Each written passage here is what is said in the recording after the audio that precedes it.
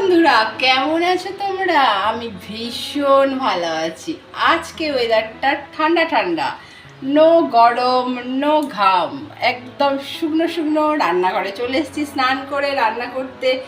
কি মজা! আজকে তো গরম একটুও লাগছে না, মনে হচ্ছে অনেক রান্না করি আজকে। আজকে রান্না করার কোনো না নেই, যে যেটা বলবে তার মতো সেটাই রান্না করে দেবো। এটা আমার কথা, তোমাদের কীরকম কথা বলো তো? তো চলো, সকালবেলা স্নান করে চুল আঁচড়ে সিঁদুর পরে লক্ষ্মী বউ হয়ে চলে এসেছি রান্নাঘরে। রান্নাঘরে ব্রেকফাস্ট বানানো হয়ে গেছে, খাওয়া হয়ে গেছে, ছেলে চলে গেছে পড়তে, আমি চলে এসেছি রান্নাঘরে। আবার রান্নাঘরে এসেই বসিয়ে দিয়েছি ডাল। ডাল ফুটে গেছে, টকবক করে ডাল ফুটছে। আর আজকে কি কি রান্না করব চলো তোমাদেরকে বলে দিই। আজকে হবে ডাল, আর হবে পাট শাক ভাজা, ঢ্যাঁড়সের তরকারি, মাছের ঝাল, ডিম ভাজা, আর চাটনি পাঁপড় তো আমার প্রত্যেক দিনের জন্যই তৈরি থাকে। পাঁপড় কৌটোতে ভেজে রেখে দিই, শেষ হয়ে গেলে আবার ভেজে নিই। আর চাটনি তো ফ্রিজে আছে, গরম করে নিলেই হবে। তো চলো রান্নাবান্না কমপ্লিট করে তোমাদেরকে ছাদে নিয়ে যাবো জামা কাপড় শুকো দিতে। ছাদের ওয়েদারটা তো ভীষণ সুন্দর, সকাল থেকেই ঝিরি ঝিরি ঝিরি ঝিরি বৃষ্টি হচ্ছে, যার জন্য আমার মনে আজকে ফুর্তি হয়েছে। এত সুন্দর ওয়েদার, কি বলবো। আজ কোনো গরম নেই, কোনো কষ্টও নেই রান্না করতে, ঝটপট করে রান্নাগুলো সেরে ফেলি। চলো আজকে আর একটা কি, নিরামিষ রান্না করতে হবে না, কারণ মা থাকবে না। মা একজন বাড়ি নিমন্ত্রণ আছে, মা সেখানে যাবে। তো নিরামিষের কোনো ঝামেলা নেই, ভেন্ডির তরকারিও পেঁয়াজ দিয়ে করে নেবো। ওয়েদার রান্না কমপ্লিট করে ফেলেছি, ঘড়িতে বাজে 11:30।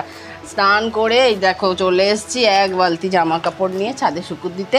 ছাদে শুকুর দিতে এলে কী হবে, ছাদে তো বৃষ্টি পড়ছে, কিন্তু বৃষ্টি হলেও আমার ছাদে শুকোতে দেওয়ার তো জায়গা আছে, এই যে সেট করা রয়েছে, এখানেই আমি জামা কাপড়গুলো শুকুর দিয়ে দেব।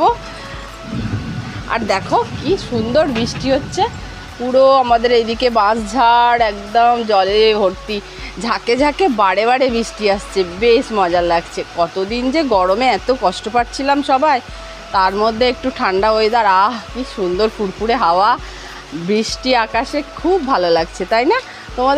তোমাদের কেমন লাগছে একটু কমেন্টে জানিও। খুব ভালো লাগছে। অন্যদিন তো স্নান করে চুল খোলার উপায় থাকে না, এত গরম হয়, কিন্তু আজকে দেখো কি সুন্দর। আর ছাদে চলে এসেছি, বৃষ্টিটাও একটু দেখবো, আর জামা কাপড়গুলোও একটু মেলে দেবো, তারপর নিচে যাবো। রান্নাবান্না সব কমপ্লিট হয়ে গেছে, বাসনগুলো খালি মাজবো গিয়ে।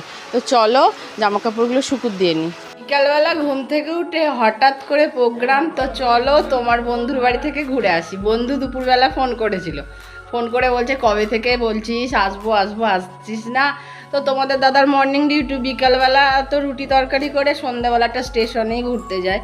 তো তার জন্য বলছে চলো স্টেশনে বসে থাকবো কেন, যা তাহলে তোমার বন্ধুর বাড়ি থেকে ঘুরে আসি। আমার বন্ধুর বাড়ি হচ্ছে বেলুর, আর বাবাই যাবে না, বাড়িতেই থাকবে। আমি আর তোমাদের দাদা তার জন্য রেডি হয়ে গেছি, আর চলো যাই।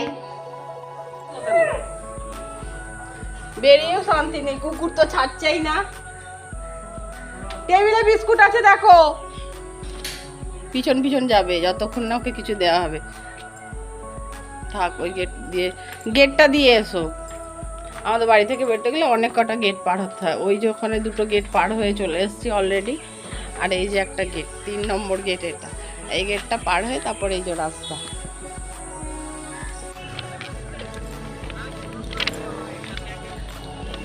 আমরা একটু দুষ্টু প্রকৃতির লোক, রাস্তা আছে সাইড দিয়ে, কিন্তু আমরা রাস্তা ইউজ করি না, রেল লাইনে ইউজ করি।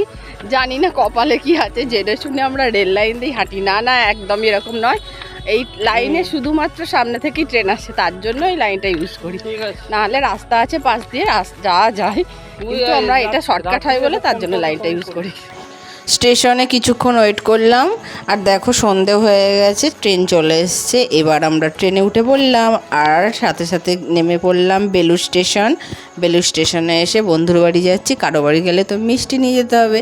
মিষ্টির দোকানে চলে এসেছি, মিষ্টি নিলাম, আর সাথে একটু শাক সন্দেশ খেয়ে নিলাম। এটা আমার অভ্যাস, মিষ্টির দোকানে ঢুকলেই নিজেকে একটা মিষ্টি খেতে ইচ্ছা করে, তাই দুজনে দুটো শাক সন্দেশ খেয়ে নিলাম। বন্ধুর বাড়ি এসে পৌঁছালাম, খাচ্ছি বিরিয়ানি, তোমাদেরকে দেখাচ্ছি। কিন্তু বিরিয়ানির আগেও খেয়েছি চা, সিঙ্গাড়া, চানাচুর, অনেক কিছু খেয়েছি, আর সব শেষে দিয়েছে বিরিয়ানি। তোমাদের দাদা তো খেতে স্টার্ট করে দিয়েছে, আর আমি এই পুরো 1 প্যাকেট বিরিয়ানি খেতে পারবো না, তাই বন্ধুকে বলছি একটু তুলে নে।